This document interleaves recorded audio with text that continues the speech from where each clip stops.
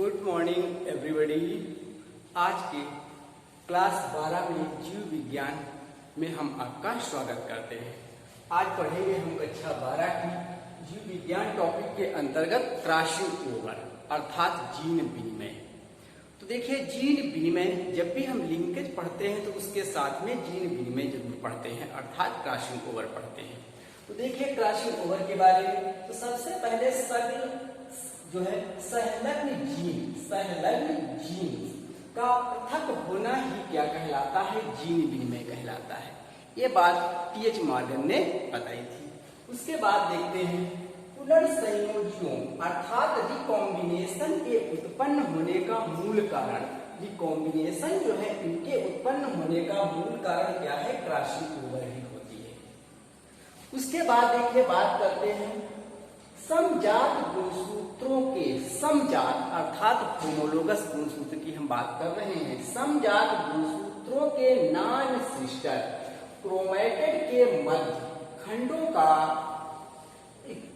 Exchange होना या interchange होना ही क्रॉसिंग ओवर कहलाता है। इससे रिकॉम्बिनेंस जनरेट होते हैं। तो आप ऐसे भी इसकी परिभाषा को कह सकते हैं, it is the exchange of chromosomal segment between non sister chromatids of homologous chromosomes. तो होमोलोगस जो क्रोमोसोम्स हैं और कैसे होने चाहिए, नॉन सिस्टर। अभी हम लोग चित्र के माध्यम से देखेंगे, नॉन सिस्टर होने चाहिए। इनके बीच खंडों का आदान प्रदान होना ही कहलाता है क्या, क्रॉसिंग ओवर कहलाता है।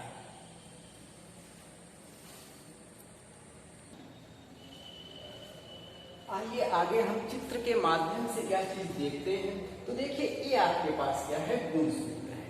ये किस अवस्था पर है, देखिए टेट्रावैलेंट अर्थात एक सेंट्रोमियर से 1 2 3 4 चीजें निकली हुई आपको दिख रहे हैं, 4 आर्म निकले हुए दिख रहे हैं, इसलिए हम इसे बोलेंगे टेट्रावैलेंट स्टेज। अब एक ही क्योंकि गुणसूत्र के दोनों जो क्रोमैटिड्स हैं इनको क्या बोलेंगे, सिस्टर क्रोमैटिड्स। ऐसे इसका होमोलोगस दूसरा है क्योंकि ये कैसे हैं, समजात गुणसूत्र हैं। इसका होमोलोगस भी सेम उसी टाइप का टेट्रावैलेंट होगा। ये दोनों भी एक दूसरे के क्या हैं, सिस्टर क्रोमैटिड्स हैं। जैसे ये हमारे सिस्टर क्रोमैटिड्स हैं, ऐसे ये भी सिस्टर क्रोमैटिड्स हैं क्योंकि एक ही क्रोमोसोम्स के 2 आर्म हैं। इसी प्रकार से बात किया जाए, एक दूसरा इसका होमोलोगस एक, अब इसका एक आर्म इसका एक आर्म, इन दोनों को क्या बोलेंगे हम, नॉन सिस्टर क्रोमैटिड्स। ये दोनों आर्म्स क्या कहलाएंगे, नॉन सिस्टर क्रोमैटिड्स आर्म। ये आपके पास हो जाएंगी। जब भी क्रॉसिंग ओवर होती है तो कभी भी इन दोनों में नहीं होगी, अर्थात सिस्टर क्रोमैटिड्स के अंदर नहीं होती है, नॉन सिस्टर क्रोमैटिड्स के अंदर होती है। देखिए 4 है तो हम कह सकते हैं 4 रज्जु की स्टैंडर्ड स्टेट आपके पास जो ये समजात गुणसूत्र है। तो देखिए चित्र नंबर ए में मैंने एक चीज दिखाई है कि गुणसूत्र कैसे हैं, टेट्रावैलेंट अवस्था में गुणसूत्र है यहाँ पर, और ये कैसे हैं, 4 रज्जु की हैं। आप देख रहे हैं ये कैसे दोनों होमोलोगस क्रोमोसोम्स हैं। आइए इसके बाद बात करते हैं, ये दो जो हमारे पास क्या है, नॉन सिस्टर क्रोमैटिड्स, ये एक दूसरे जगह पर मिलते हैं। जिस पॉइंट पर मिलते हैं उसी पॉइंट को बोलते हैं काइजमेटा। उसी पॉइंट को क्या बोलते हैं, काइजमेटा। और क्रॉसिंग ओवर कहाँ होगी, इसी पॉइंट पर होगी। क्रॉसिंग ओवर कहाँ पर होनी है, इसी पॉइंट पर होनी है। देखिए फिगर नंबर 1 भी था।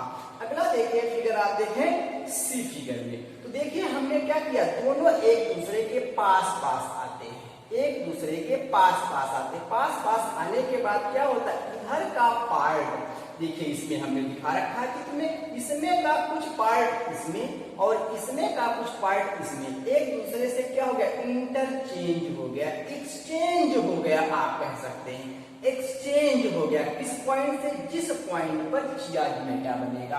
अगर चियाजमेटा बहुत यहाँ पर बना तो इतना पार्ट चेंज होगा, थोड़ी दूर में होगा तो कम पार्ट चेंज होगा। तो क्रॉसिंग ओवर कितने प्रतिशत होगी, यह निर्भर करती है चियाजमेटा किस पोजीशन पर है।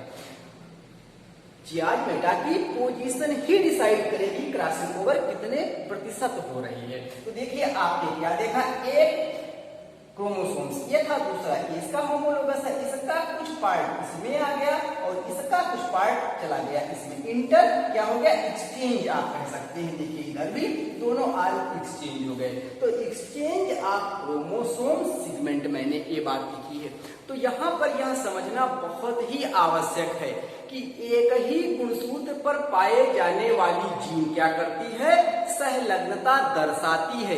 एक ही जीन पर पाए जाने वाली जीन क्या करती है, सहलग्नता दर्शाती है। और अलग अलग गुणसूत्रों पर पाए जाने वाली जीन्स क्या करती थी, इंडिपेंडेंट असॉर्टमेंट को दर्शाती थी, जिससे क्या होते थे, पुनर्संयोजी बनते थे। जिससे क्या बनते थे, पुनर्संयोजी बनते थे। तो आप कह सकते हैं ए जीन एक पीढ़ी से दूसरी पीढ़ी में हूबहू जैसे कि तैसी वंशागत हो जाए तो इसे हम क्या कहते हैं, लिंकेज कहते हैं। जीन, फिर से सुने, जीन एक पीढ़ी से दूसरी पीढ़ी में हूबहू वंशागत हो जाए तो इसे लिंकेज कहते हैं। लेकिन क्या होता है, separation of link gene is known as क्या कहलाता है, क्रॉसिंग ओवर कहलाता है। तो क्रॉसिंग ओवर जब भी होगी तो क्या होंगे, पुनर्संयोजी बनेंगे, यह फिक्स है। नाउ आगे हम बात यह कह सकते हैं कि हम सबसे पहले क्रॉसिंग ओवर को क्या है, पढ़ते हैं डिटेल, उसकी परिभाषा को ध्यान दिया जाएगा अभी जो बताई गई थी।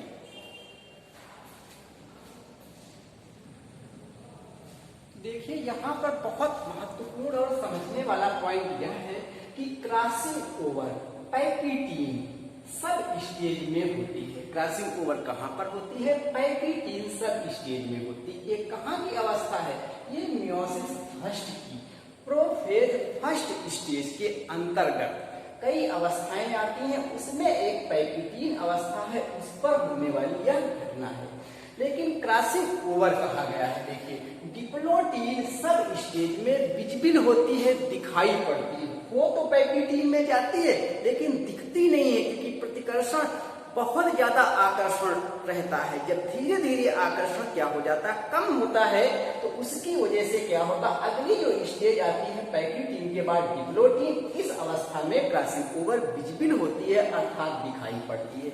अब क्रॉसिंग ओवर किन बिंदुओं पर होती है, देखिए चियाजमेटा, जिनको आप काइजमेटा बोलते हैं, बिंदुओं पर ही क्रॉसिंग ओवर होती है।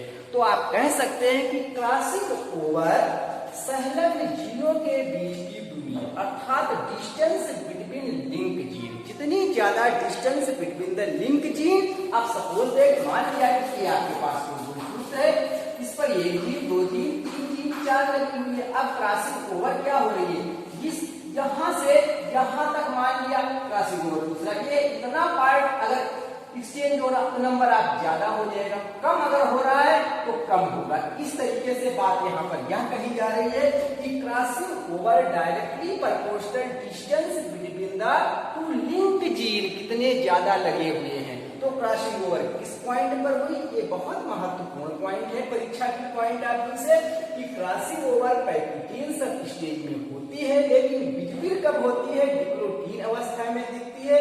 क्रॉसिंग ओवर किन बिंदुओं पर होती है, वो चियाजमेटा के जो पॉइंट है उन्हीं पर होती है क्रॉसिंग ओवर। देखिए आगे हम बात करते हैं कि जो क्रॉसिंग ओवर है सिंगल भी हो सकती है, डबल भी हो सकती है, मल्टीपल भी हो सकती है, अर्थात एक ही पॉइंट पर हो, दो पॉइंट पर हो, या दो से भी अधिक पॉइंटों पर भी हो सकती है। तो क्रॉसिंग ओवर सिंगल, डबल या मल्टीपल हो सकती है, जो काइजमेटा की संख्या पर निर्भर करती है। कितने पॉइंट बने काइजमेटा के कितने नंबर आप पॉइंट बनेंगे, उन्हीं सभी पॉइंटों पर क्या होगी, क्रॉसिंग ओवर होगी। वह कह सकते हैं चियाजमेटा की संख्या गुणसूत्र की लंबाई पर निर्भर करती है कि चियाजमेटा कितना बड़ा है कितना छोटा है, इस पर निर्भर करता है कि क्रॉसिंग ओवर एक बिंदु पर होगी, दो बिंदु पर होगी या तीन बिंदु पर। अब हम बात करेंगे अगले टॉपिक, जिसका नाम है टाइप ऑफ क्रॉसिंग ओवर। देखिए क्रॉसिंग ओवर दो प्रकार से हो सकती है, क्योंकि हमारे शरीर में दो प्रकार की कोशिकाएं हैं, एक जर्म सेल्स, दूसरी होती है सोमैटिक कोशिकाएं। तो जर्मिनल क्रॉसिंग ओवर की बात करें पहले, तो जो जर्मिनल क्रॉसिंग ओवर है सीधा सा पॉइंट है जर्म कोशिकाओं अर्थात जन्मिक कोशिकाओं में ही होती है। ये कब होती है? युग्मक निर्माण के समय, अर्थात जब गैमेट बन रहे होते हैं, गैमेट निर्माण के वक्त होती है। इसका बहुत अधिक महत्व है, इसलिए इसका अधिक महत्व है क्योंकि मैटरनल और पैटर्नल जब दोनों गैमेट आपस में फ्यूज करते हैं, जुड़ते हैं, तो माता और पिता दोनों के लक्षण आपस में मिक्स हो जाते हैं। इसलिए जनिक या जर्मिनल जो क्रॉसिंग ओवर है ज्यादा महत्वपूर्ण है। आगे बात करें सोमैटिक क्रॉसिंग ओवर के बारे में देखते हैं, तो ये सीधी सी पॉइंट है कि कहां पर होगी? कायिक कोशिकाओं में अर्थात सोमैटिक सेल्स में संपन्न होती है, और यह बहुत ही रियर पाई जाती है। यह घटना बहुत ही रियर या कम होती है। इसके कुछ एग्जाम्पल्स नोटेड हैं, जैसे ड्रोसोफिला, मेस, एस्परजिलस, इन सब में सोमैटिक क्रॉसिंग ओवर भी देखने को मिलती है।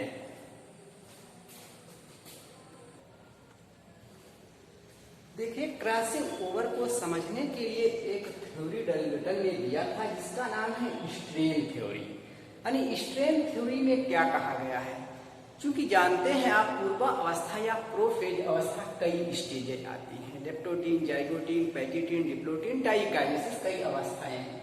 तो हम बात करते हैं जाइगोटीन स्टेज में क्रोमोसोम्स के बीच आकर्षण बल बढ़ना शुरू हो जाता है।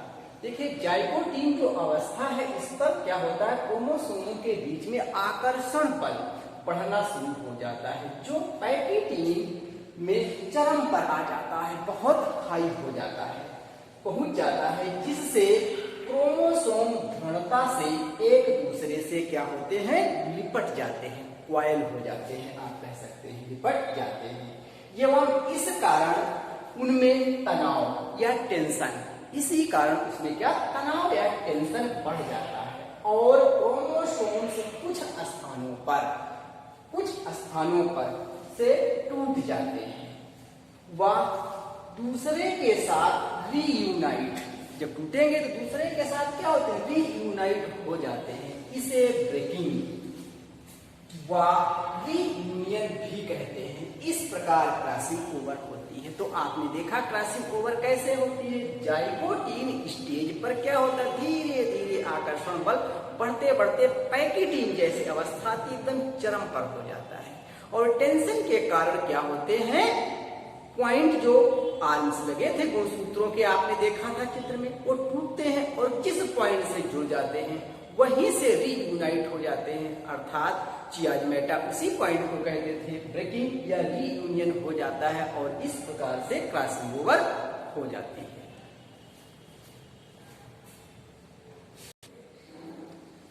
आइए अब हम देखते हैं, देखिए टीएच मॉर्गन ने एक एक्सपेरिमेंट किया, इस पर ड्रोसोफिला पर हम इसकी बात कर रहे हैं। क्रॉसिंग ओवर को सिद्ध करने के लिए देखिए टीएच मॉर्गन ने जो एक्सपेरिमेंट किया, इस पर ड्रोसोफिला पर किया, इसकी बारे में बात करते हैं। तो इन्होंने सबसे पहले क्या किया? एक ऐसा ड्रोसोफिला लिया जिसका ग्रे बॉडी और वेस्टिजियल विंग्स थे, जिसके लिए genotype capital B, small B, white B ले रखा हमने। ऐसे ब्लैक बॉडी लॉन्ग विंग्स के लिए ले रखा है, स्मॉल बी यहाँ पर ले लिया गया, ले रखा गया। ये क्या था? हमारे पेरेंट थे। ऐसे इनसे हम क्या बनाएंगे? अर्धसूत्री विभाजन के बाद गैमेट्स बनते हैं। गैमेट्स आपने बना लिया, क्या जानते हैं? गैमेट्स आपने बना लिया। Both gametes are fused together, तो आपके पास क्या मिलेगी? फर्स्ट पीढ़ी मिल जाएगी। तो फर्स्ट पीढ़ी में कैपिटल बी, ये आपके पास मिल गया। अब हम क्या करते हैं? ये कैसा होगा? ग्रे एंड लॉन्ग, ये ग्रे एंड लॉन्ग होगा। ये आपके पास जैसा पहले दिखता था वही सेम चीज आएगी। अब हम इसको चेक करने के लिए क्या करेंगे? टेस्ट क्रॉस करा देंगे। तो हमने देखिए टेस्ट क्रॉस क्या करते थे? रिसेसिव पैरेंट लेते थे, रिसेसिव पैरेंट ले लिया, करा रहे हैं। अब इसके हम क्या बनाएंगे? F2 पीढ़ी प्राप्त करने के लिए क्या करते हैं? गैमेट बनाते हैं। तो गैमेट पहले बना लेंगे, F2 पीढ़ी डी के लिए। तो देखिए पहला गैमेट कैपिटल वी और क्या बनेगा, ए बी बनाया, वी स्मॉल वी। और एक देखिए गैमेट सेम आपके पास गैमेट बन गया, देन आपके पास ये गैमेट बन गया, अब इससे एक गैमेट प्राप्त होगा। अब इन गैमेटों को क्या इससे क्रॉस कराते हैं, तो वी और वी, देखिए आपके पास वी आया, ये कैसा होगा, ग्रे एंड लॉन्ग होगा। ऐसे इसके बारे में देखें, क्रॉस करा करके वी आपके पास सेम प्राप्त हो गया। ऐसे सिंबल ये करें, देखिए ये आपके पास एक ब्लैक लॉन्ग, एक ग्रे वेस्टिजियल था, इसको क्रॉस करके देखने आगे तो ये भी आपके पास भी एक ब्लैक वेस्टिजियल। तो आप देखेंगे आपके पास ग्रे वेस्टिजियल ब्लैक लॉन्ग था, तो यहां पर ये कैसे आपके पास ग्रे एंड लॉन्ग आपके पास मिला। तो ये देखें क्या हुआ आपके पास, इसमें नहीं ग्रे एंड लॉन्ग है, कहीं ग्रे एंड लॉन्ग है नहीं है। ऐसे ये आपके पास क्या प्राप्त हुआ, ब्लैक एंड वेस्टिजियल, ब्लैक के साथ क्या लॉन्ग लगा है, वेस्टिजियल नहीं। तो देखिए ये आपके पास जो मिला ये क्या है, ये पुनर्संयोजी है आपके पास, ये क्या है, पुनर्संयोजी प्राप्त हुआ। ये देखिए ये भी क्या हुआ आपके पास, पुनर्संयोजी प्राप्त हुआ, पुनर्संयोजी प्राप्त हुआ, जबकि ग्रे और वेस्टिजियल, ग्रे और वेस्टिजियल देखिए है ब्लैक एंड लॉन्ग, ये भी आपके पास है। तो ये कैसा हुआ, पैतृक संयोजन। तो टीएच मॉर्गन को रिजल्ट क्या मिला, इन्होंने जब देखा कि पेरेंटल जो कॉम्बिनेशन था अर्थात ग्रे और वेस्टिजियल, ये 41.5% जो है रिजल्ट मिला।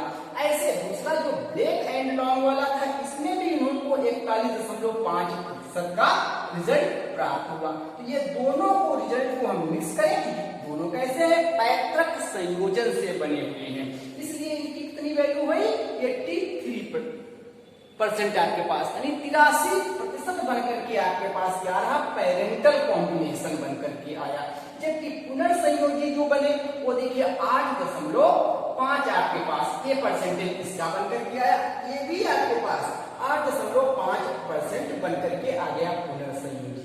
तो टीएच मॉर्गन जो ड्रोसोफिला पर एक्सपेरिमेंट करे थे, इन्होंने क्या इनको मिला, क्रॉसिंग ओवर के कारण पुनर्संयोजी बनते हैं। आप जानते हैं बताया गया, पुनर्संयोजी कब बनते हैं, जब क्रॉसिंग ओवर होती है, और पैतृक संयोजन कब बनते हैं, जब आपके पास लिंकेज होता है। देखिए पुनर्संयोजी कितने बने, ये 8.5, ये कुल हुआ 17% बनकर के आया, जबकि पैतृक संयोजन 41.5 अर्थात 83% बनकर के आया। दोनों को मिला दिया तो आपके पास क्या बन गया, 100% देखिए बनकर आया। तो कितना यहाँ पर क्रॉसिंग ओवर हुई, ये चीज हम देख रहे हैं इस प्रयोग के माध्यम से।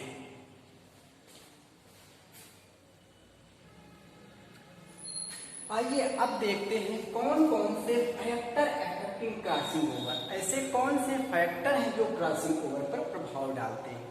देखिए सबसे पहला फैक्टर है सेक्स फैक्टर, लिंग factor. More crossing over occur in females, female में क्रॉसिंग ओवर ज्यादा होती है, ये बात कहेंगे। अगला देखिए क्रॉसिंग ओवर अकर मोर इन यंग फीमेल्स, यंगर जो फीमेल्स हैं इनमें क्रॉसिंग ओवर ज्यादा होगी।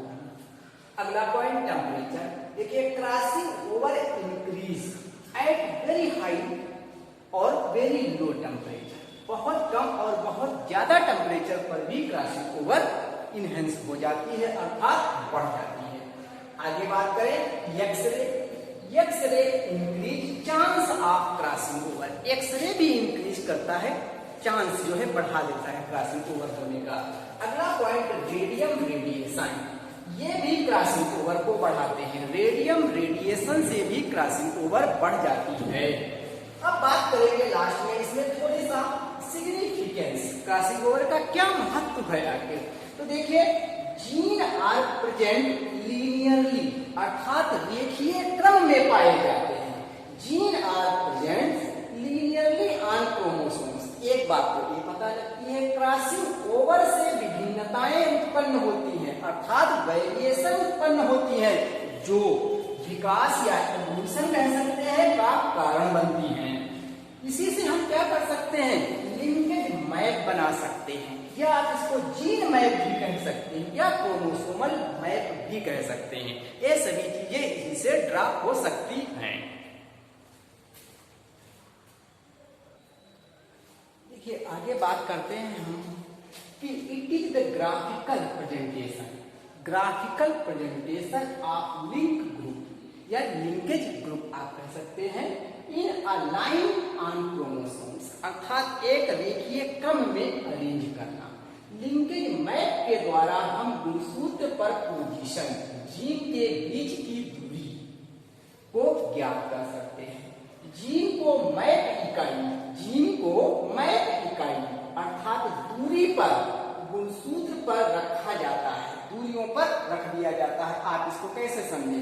मैप यूनिट हम कहना चाहते हैं। मैप यूनिट की जो कोई भी लिंकेज बनाया गया तो उसमें जो भी आपके पास अरेंज करते हैं या मैपिंग की जो यूनिट है वो क्या है? सीएम है, अर्थात सेंटीमॉर्गन में दर्शाते हैं, सेंटीमॉर्गन में दर्शाते हैं। तो आप ऐसे इसको कह सकते हैं कि एक मैप यूनिट डिस्टेंस बराबर क्या हुआ? 1% रिकॉम्बिनेशन या क्रॉसिंग ओवर भी आप कह सकते हैं, या पुनर्संयोजन आप कह सकते हैं। तो एक मैप यूनिट का मतलब क्या हुआ? एक मैप यूनिट जो डिस्टेंस आई वह डिस्टेंस क्या है? 1% क्रॉसिंग ओवर की या रिकॉम्बिनेशन की, या आप कह सकते हैं पुनर्संयोजन की। तो देखिए यहाँ पर यही बात कही गई है कि पहले हम इट इज द ग्राफिकल, आप ग्राफ के रूप में बनाएंगे, लीनियरली लिंकेज को अरेंज करें एक लाइन पर, दो सूत्रों की बात कही जा रही है। तो it is a graphical presentations of linkage group in a line on chromosomes पर पहले करना है। फिर लिंकेज मैप के द्वारा हम गुणसूत्र पर स्थित जीन के बीच की दूरी को ज्ञात कर सकते हैं। तो जीन्स को मैप इकाई दूरी पर गुणसूत्र पर रखा जाता है, जिसे हम सेंटीमॉर्गन में प्रेजेंट करते हैं। अब देखिए रिकॉम्बिनेशन जो फ्रीक्वेंसी अर्थात रिकॉम्बिनेंस आवृत्ति जो है उसका फार्मूला क्या बनकर आएगा? देखिए recombination frequency equal to number of individuals showing recombination बटे टोटल नंबर ऑफ ऑफस्प्रिंग गुणे 100 कर देंगे। ये फार्मूला बनकर के आ गया। रिकॉम्बिनेशन की फ्रीक्वेंसी कितनी थी, आवृत्ति कितनी थी, अर्थात पुनर्संयोजन की जो आवृत्ति बनकर आई उससे फार्मूले से निकाला जा सकता है। देखिए इस चीज को समझने के लिए हम एक उदाहरण लेते हैं, उदाहरण के माध्यम से समझते हैं। तो देखिए एक पेरेंट है प्लस प्लस एंड सीडी, इनसे प्राप्त F1 जनरेशन का टेस्ट क्रॉस करा दिया गया, तो C व D के बीच की डिस्टेंस क्या होगी? यदि देखिए पेरेंट आपके पास ये है, इनसे क्रॉस करा दिया गया, तो दिया गया हमारे पास ये प्लस प्लस पेरेंटल जो रिकॉम्बिनेशन है CD, ये आपके पास 900 है, ये 880 दिया गया है, ये हमारे पास क्या प्राप्त है? 8 रिकॉम्बिनेंट कितने हैं? C, जब ये मिक्स हो जाएंगे तो C और D ये 105 प्राप्त हुए थे। C प्लस C 105, तो इन दोनों को सम करें तो आपको मिलेगा 202 मिला। और देखिए ये आपके पास, और फार्मूला आपका क्या कहता है? Recombination frequency equal to number of individuals showing recombination, कितने में रिकॉम्बिनेशन शो हो रहा, तो रिकॉम्बिनेशन देखने को हमें कितने मिला? ये 105 जो है और 115, अर्थात ये कितना हो गया? 220, हमने 220 लिख रखा। बटे में दिया है total number of offspring, total कितने हैं? तो देखिए टोटल आपके पास ये 220 है, 901 और 880 यानी कुल 2000 आपके पास बनकर आए। तो देखिए जब 2000 आपके पास ये बनकर आए, ये हमने 2000, ये 2 जीरो से ये 2 जीरो हटा दिया, ये आपने 0 हटा दिया। अब देखिए आपके पास क्या बना? ये काट दीजिए तो आपके पास 11 सीधा बनकर के आया। 22/2 है तो आपके पास 11, और हम जानते हैं कि एक मैप यूनिट बराबर 1% क्रॉसिंग ओवर या रिकॉम्बिनेशन, ये भी हमको मालूम है, भी हमने बात किया इससे पहले। तो यहाँ पर 11 मैप यूनिट बराबर 11% क्रॉसिंग ओवर, तो यहाँ उत्तर क्या बनकर आ गया? आंसर में बनकर आ जाएगा C व D के बीच की दूरी 11 सेंटीमीटर है, 11 सेंटी मॉर्गन है। तो देखिए हमने जो एक वीडियो में आज पढ़ा क्रॉसिंग ओवर, इससे पहले हम लोगों ने लिंकेज पढ़ा था। क्रॉसिंग ओवर और लिंकेज दोनों साथ साथ पढ़ने वाले विशेषकर टॉपिक हैं। जब दोनों को हम साथ में पढ़ते हैं तब ज्यादा बेहतर समझ पाते हैं। तो आशा और विश्वास है कि ये वीडियो आपको काफी लाभ पहुंचाएगा। आप देखें इसमें किसी टाइप की कोई समस्या या प्रॉब्लम होती है तो आप कमेंट बॉक्स में सूचित करें। हमारे चैनल को ज्यादा से ज्यादा लाइक सब्सक्राइब करें। धन्यवाद।